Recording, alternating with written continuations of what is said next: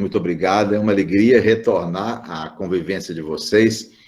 A gente sente todo o afeto, todo o entusiasmo da prática sincera da doutrina espírita nesse grupo do Bezerra de Menezes. Nós vamos apresentar algumas ideias a respeito do tema, deixando um tempo para a discussão, porque eu acho que isso é fundamental. Nós precisamos cada vez mais dinamizar o estudo espírita. Todos têm o que falar, todos têm o que ouvir, e a partir dessa fala coletiva, todos nós saímos mais enriquecidos das nossas reuniões. Essa expressão evolução solidária, ela foi apresentada por um médico espírita, morto em 1946, que é o Dr. Gustave Gelée. Gelée foi um médico francês que se tornou espírita e um grande divulgador do espiritismo, principalmente através do estudo da mediunidade. Em um de seus livros, ele apresenta essa ideia da evolução solidária. Porque nós espíritas temos o conceito doutrinário de que a evolução é um processo pessoal. É intransferível, né? Ninguém fará por nós aquilo que nos compete fazer. Tudo aquilo que nós não fizermos hoje, teremos que fazer amanhã. Venceremos através do próprio esforço. Chegará mais depressa ao alvo aquele que demonstrar mais vontade. São conceitos espíritas. Esses conceitos são corretos, não é? Ninguém os discute. Mas o que o Dr. Gelée propõe é uma expansão dessa ideia. E ele se baseia no seguinte fato: nós formamos redes de espíritos afins.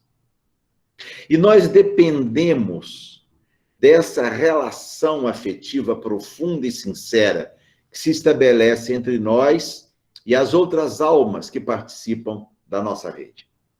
Nós formamos grandes famílias de espíritos que, em parte, se reproduzem na parentela corporal, mas que é muito mais extensa do que a parentela corporal.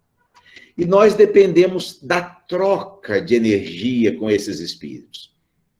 O amor é o alimento da alma. E nós nos alimentamos dessa energia afetiva na relação que temos com os espíritos que nos são afins.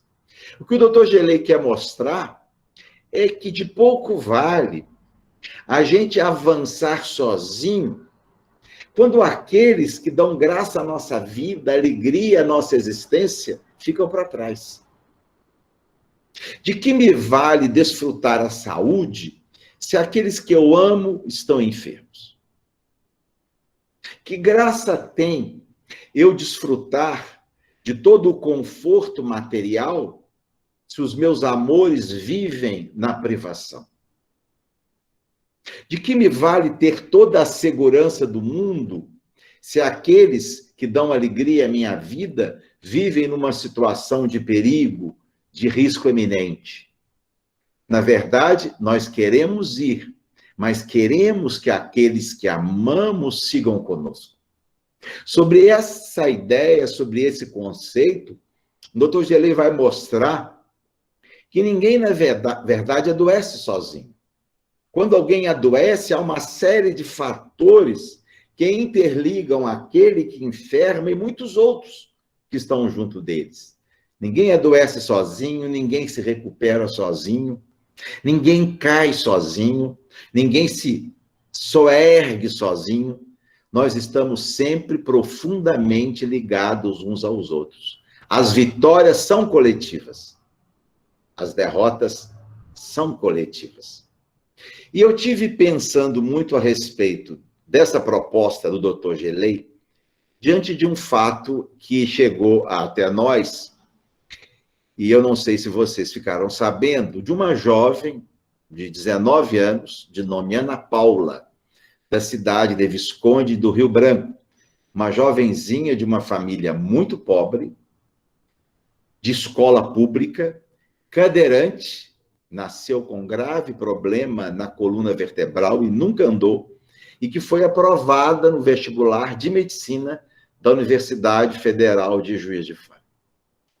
E o jornal de Visconde do Rio Branco, que dá a notícia, chamada A Voz de Rio Branco, coloca a manchete da seguinte forma: a menina venceu.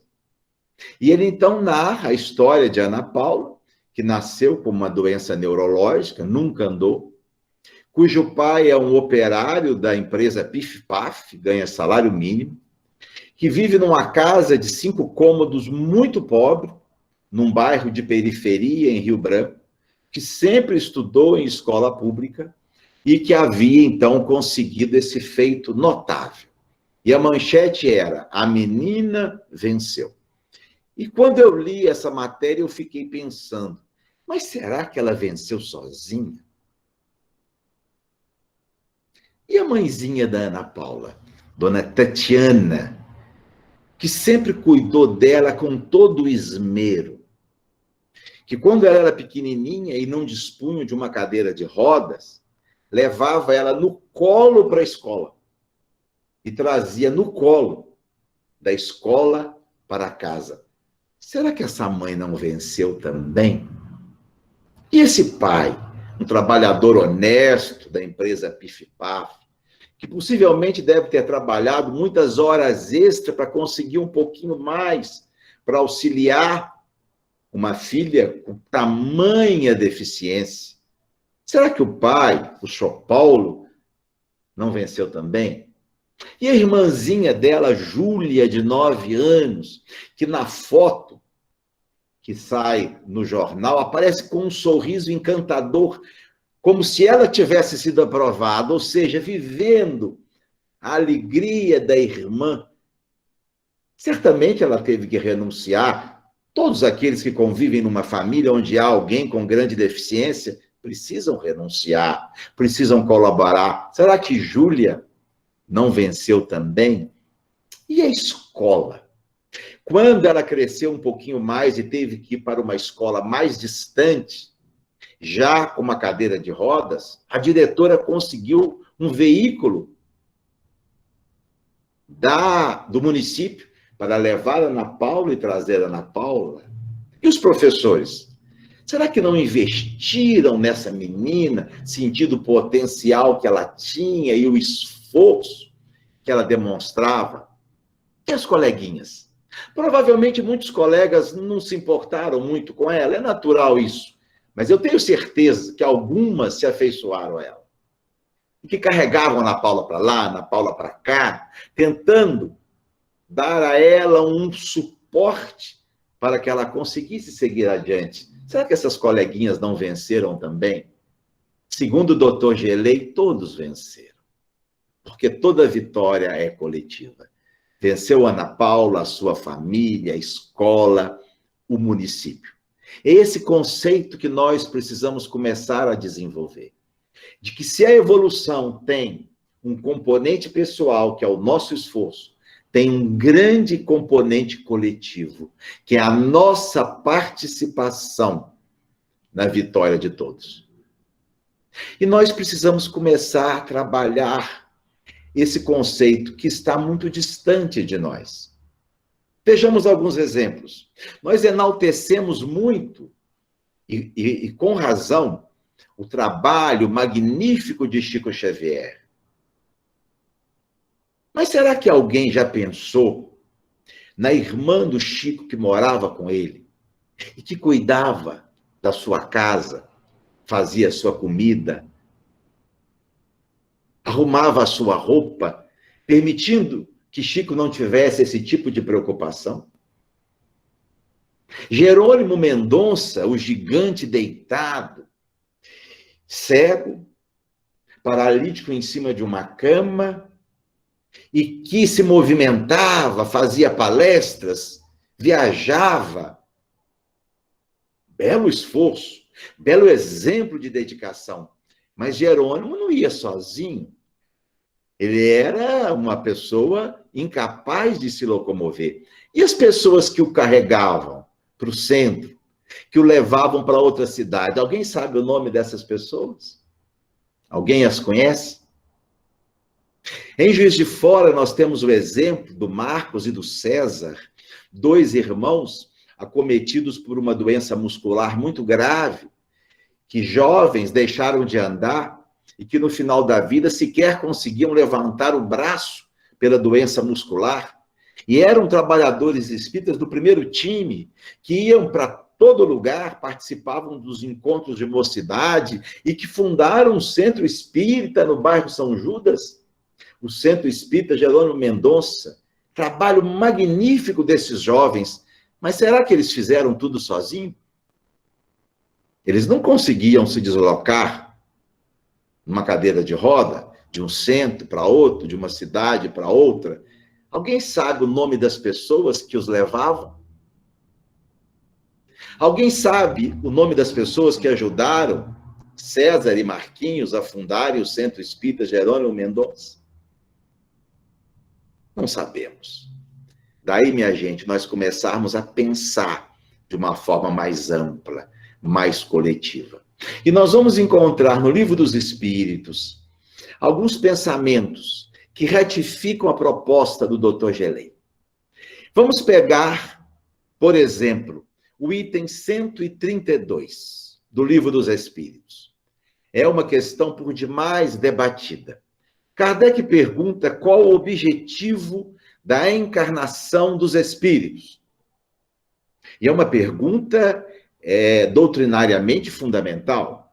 Se os espíritos são seres espirituais, se existe um mundo próprio dos espíritos, por que eles não seguem a sua evolução apenas nesse mundo? Qual a necessidade de, em períodos irregulares de tempo, mergulharem nos fluidos da matéria? Qual o objetivo da encarnação?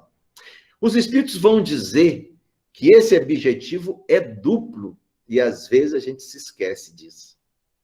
A gente sempre pensa, não, a gente reencarna para progredir, mas será que é só isso? Olhem a resposta. Deus lhes impõe a encarnação com o fim de fazê-los chegar à perfeição. Progresso pessoal. Visa ainda outro fim a encarnação, o de pôr o espírito em condições de suportar a parte que lhe toca na obra da criação.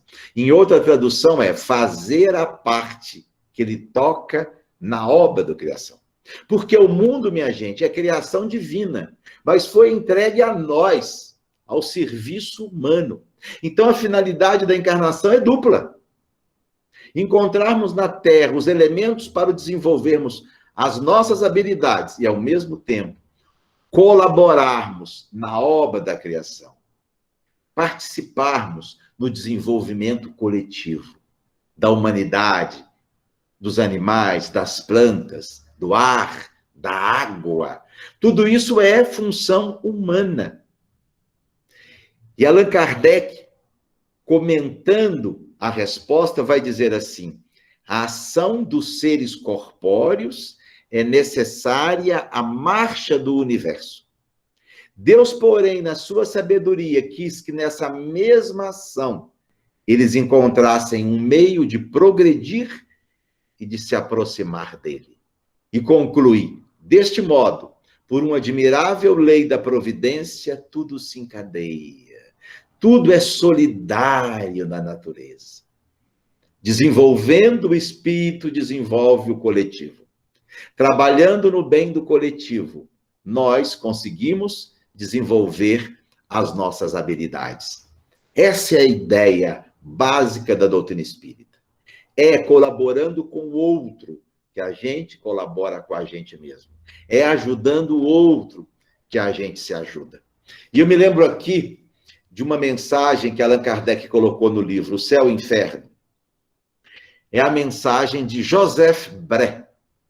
Está na segunda parte, no capítulo dos Espíritos de Evolução Mediana. Joseph Bré havia falecido em 1840, após uma existência muito longeva.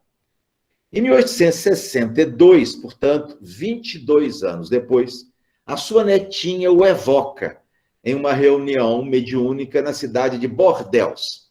E ele, então, se comunica através de um médium, e há um diálogo dele com a neta. A neta começa com uma pergunta que certamente nós faríamos se pudéssemos conversar com um ente querido. A neta volta e diz assim: vovô, como você está?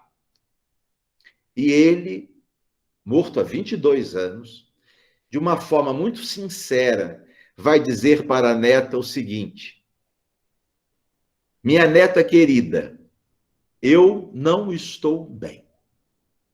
Não estou bem. Sofro pelo desgosto de não ter melhor aproveitado o tempo aí na Terra. E a neta parece que se assusta, volta e diz assim: mas como, vovô?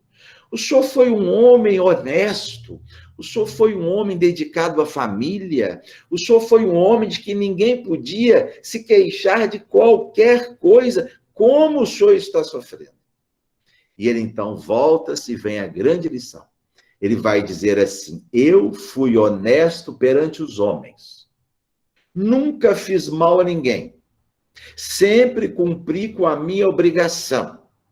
Fui honesto perante os homens, mas não fui honesto perante Deus. E vai explicar que a honestidade perante Deus está em fazermos mais do que a nossa obrigação. Nos oferecermos de uma forma voluntária, de uma forma gratuita, de uma forma ativa, em benefício da coletividade.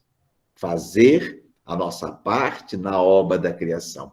E nesse particular, ele havia sido um indivíduo que vivera apenas para a família, cumprindo a sua obrigação, mas não fazendo algo mais, colaborando no sentido de melhorar a vida dos outros, desenvolvendo o progresso, estimulando a inteligência e desenvolvendo dentro de si o espírito da compaixão.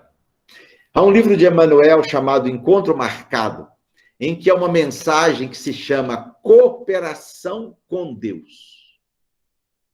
Emmanuel vai dizer que a gente conta com Deus para colaborar em nossa vida, auxiliando as nossas dificuldades, mas Deus também conta conosco para colaborarmos com Ele.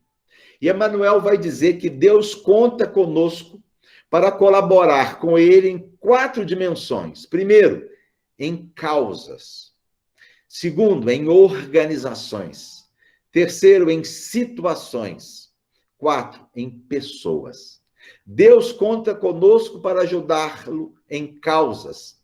A causa dos animais, a causa da pobreza, a causa dos deficientes, em causas. Segundo, em organizações. Colaborar com Deus em organizações, como, por exemplo, o nosso Centro Espírita é uma organização. Colaborar com Deus em situações, em tragédias coletivas, em situações onde as pessoas necessitam de nossa ação premente. Colaborar com Deus em situações. E 4, em pessoas, porque Deus socorre o homem através dos homens. Há uma outra passagem também no Livro dos Espíritos, que tem a ver com o conceito de evolução solidária, que eu gostaria de trazer. Na conclusão do Livro dos Espíritos, no item 4, olhem só o que escreve Allan Kardec. Quando, porém, o homem conseguir a soma de gozos que o progresso intelectual lhe pode proporcionar, verificará que não está completa a sua felicidade. Reconhecerá ser esta impossível sem a segurança nas relações sociais. Segurança que somente no progresso moral lhe será dado achar. Olhem, minha gente, que coisa extraordinária. Kardec está dizendo que mesmo aquele indivíduo que conseguir tudo aquilo que o progresso material pode lhe dar, o conforto, a fartura, a segurança pessoal, mesmo que ele consiga tudo isso, ainda assim, ele não será feliz. Porque essa felicidade será impossível sem que os outros disponham também do mínimo à própria sobrevivência. Kardec vai usar sem a segurança nas relações sociais. Como eu posso ter paz se o meu entorno não dispõe de paz? Como eu posso viver confortavelmente a minha saúde se o entorno não dispõe de saúde? E quando eu li isso recentemente, preparando esse estudo, eu me lembrei de um colega médico, também reumatologista, que mora no Rio de Janeiro. Ele herdou do pai uma clínica muito bacana na Zona Sul, expandiu essa clínica e tem lá vários funcionários, e ele tem laboratório, fisioterapia, clínica de infusão, e é hoje um profissional muito bem sucedido dentro daquilo que a gente considera de bem sucedido. Dispõe de um carro importado, uma casa muito grande na Zona Sul, 2 filhos saudáveis, uma esposa amorosa. Mas, recentemente, antes da pandemia, indo a um congresso, eu o encontrei e perguntei assim, de uma forma comum, como você está, fulano? E, para minha surpresa, ele voltou e disse assim, Ricardo, nada bem, nada bem. Eu achei estranho, né? Ele com saúde, a família com saúde, dinheiro, bem-sucedido. E ele voltou para mim e disse assim, como alguém pode ser feliz numa cidade como o Rio de Janeiro, onde há X assassinatos por dia, onde há Y sequestros por semana, onde... E ele então me contou que a sua clínica já havia sido assaltada 3 vezes, pessoas com mão armada, que ele agora já não ia mais a lugar nenhum no Rio de Janeiro, só shopping, do shopping para o trabalho, do trabalho para casa, que havia mandado pegar o seu automóvel e havia sido blindado o carro, gastou uma fortuna, que a sua casa era uma verdadeira fortaleza, que a sua clínica ele havia colocado dispositivos de segurança importados dos Estados Unidos e que ainda assim ele não tinha paz porque vivia apreensivo com a segurança da cidade do Rio de Janeiro. E eu me lembrei de Allan Kardec. É impossível a felicidade se nós não contribuirmos para a felicidade alheia. Se as pessoas que nos cercam não tiveram o mínimo para uma vida digna, essa nossa felicidade, esse nosso bem-estar, meus amigos, é ilusório. A qualquer momento ele se quebra. Ele é de uma instabilidade absurda. E o que é que nós estamos vendo hoje? Muitas pessoas ricas deixando o Brasil para morar em Los Angeles, em Nova York, em Paris, ou quando não vão, mandam os filhos. Mas, na verdade, vão apenas fisicamente, mas continuam ganhando o seu dinheirinho aqui. Ganhando o seu dinheirinho aqui. E de lá, querendo dizer o que nós temos que fazer aqui. Porque nós somos assim, donos da verdade.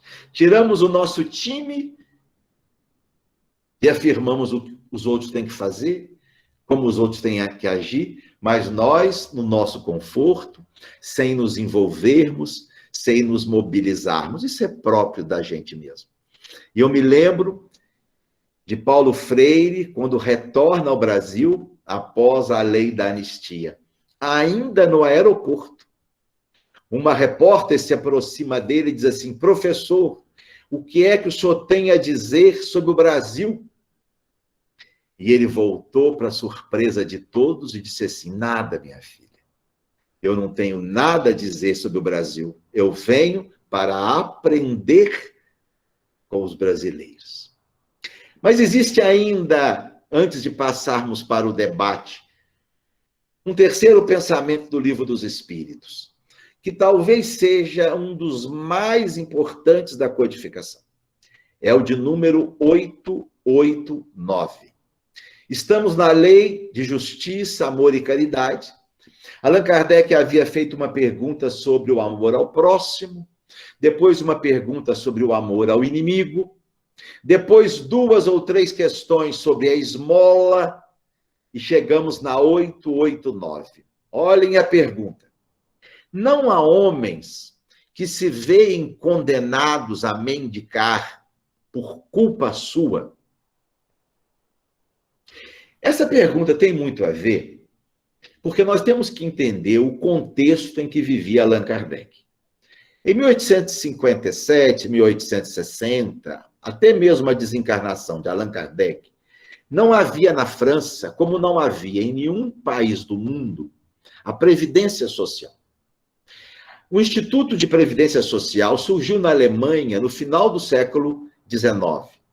À época de Allan Kardec, não havia aposentadoria por idade, não havia aposentadoria por invalidez, não havia pensão para viúvas, não havia afastamento do trabalho remunerado para tratamento de enfermidades. Nada disso, minha gente.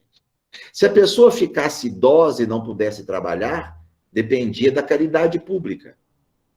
Se uma pessoa ficasse viúva, não havia pensão do marido. Isso não existia. Se alguém estivesse enfermo e não conseguisse trabalhar, ele dependia da caridade pública. Se essa caridade não se estabelecesse, ele ficava na miséria. Era assim a época de Allan Kardec. Então, muitas pessoas iam mendigar porque estavam enfermas ou idosas e não conseguiam trabalhar. O que Allan Kardec quer saber é se existiam alguns mendigos que estavam assim por sua própria culpa, ou seja, eles não eram vítimas da condição social da época. Essa é a pergunta. Olha a resposta. Sem dúvida. Sem dúvida, dizem os espíritos. Sim, algumas pessoas, na verdade, estavam em situação de mendicância por sua responsabilidade, por pouco esforço, por comodismo. Quer dizer, os espíritas não incentivam o processo de vitimização. Eles dizem, sim, alguns estão nessa situação por própria culpa. Mas olha o restante da resposta. Mas, se uma boa educação moral lhes houvera ensinado a praticar a lei de Deus, não teriam caído nos excessos causadores da sua perdição. E conclui, disso, sobretudo, é que depende a melhoria do vosso planeta. A mensagem final é extraordinária. Nós não podemos simplesmente apontar o dedo para uma pessoa e dizer, é culpa sua, é responsabilidade sua. Você está nessa situação porque não se esforçou, porque é um vadio. Jamais podemos ter essa atitude. Por quê? Porque todos nós temos responsabilidade, até mesmo do fato do indivíduo estar daquele jeito por sua responsabilidade. Porque todos nós formamos essa rede de pessoas afins, de pessoas comuns. Aí, meus amigos, nós precisamos começar a ter um certo cuidado com o conceito de meritocracia. Porque nós espíritas muitas vezes lançamos mão desse conceito. Mas ele chegou onde chegou pelo próprio esforço. Mas ele está onde está porque fez a sua parte. E o outro está lá embaixo, na miséria, por sua própria responsabilidade. Como se todo pobre fosse pobre porque é preguiçoso. Como se todo aquele que não chegou aonde deveria, não chegou apenas porque não se esforçou. Nós precisamos começar a ter um certo cuidado com esse conceito. A meritocracia se dá do ponto de vista do espírito. Sim, chegará mais depressa ao alvo aquele que mais se esforça. Questão 117 do Livro dos Espíritos. É do ponto de vista do espírito. Pode vencer as suas inclinações todos aqueles que desejarem? Sim, é a 909. Mas quando nós vamos examinar os erros e os acertos, as vitórias e as derrotas do espírito encarnado, a questão não é apenas do ponto de vista espiritual. Nós temos que considerar o contexto em que ele está, a situação que o cerca. Porque nós recebemos, por exemplo, cérebros com condições intelectuais diferentes. Dizer para o indivíduo que ele pode ser tudo o que ele quiser se ele se esforçar é uma mentira. Eu pego, por exemplo, pessoas que eu atendo no serviço público, que são pessoas que têm limitações intelectuais, porque o próprio cérebro que elas possuem tem limites ao próprio desenvolvimento da cognição.